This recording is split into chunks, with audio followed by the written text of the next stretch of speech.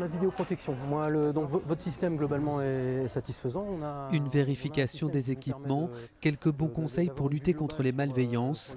La saison commence tout juste dans ce camping porniquais et pour assurer la tranquillité de tous, la gendarmerie est venue faire le tour du propriétaire. Le but du jeu, c'est pas que les gens soient dans la paranoïa, c'est simplement de faire de la prévention, de faire de l'information auprès des clients, des touristes, pour qu'ils soient à minima vigilants sur leur lieu de villégiature.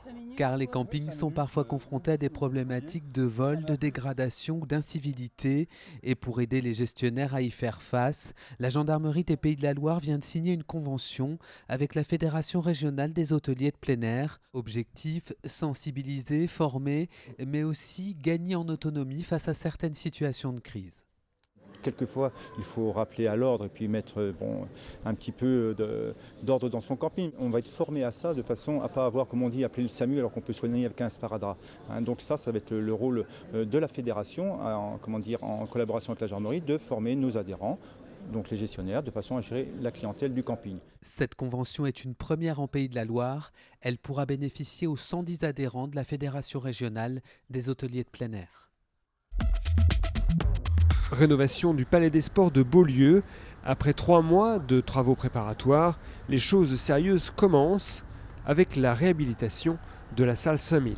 Il va y avoir une reconfiguration des halls d'entrée. Il va y avoir un changement des sièges, porter la jauge à 5400 places, qui fait 700 places de plus qu'actuellement. Et l'ensemble de la charpente va être renforcé et l'ensemble des surfaces vitrées qui sont la caractéristique de ce bâtiment, vont être complètement changés avec la mise en place de double vitrage qui vont permettre par ailleurs une économie d'énergie de 50% par rapport à la performance actuelle. Ce chantier va durer 2 ans. À l'automne 2018, la nouvelle arène sera à disposition du HBCN et du NLA, les 2 clubs nantais de hand professionnels. Mais les travaux, eux, vont se poursuivre jusqu'en 2020 pour rénover les autres salles du Palais des Sports. Coût total de l'opération, près de 42 millions d'euros financés par Nantes Métropole. Disparition inquiétante à Saint-Lumine de Clisson. Alexandre Merlet, 24 ans, n'a plus donné signe de vie depuis dimanche après avoir quitté son domicile à pied. Les gendarmes lancent un appel à témoins.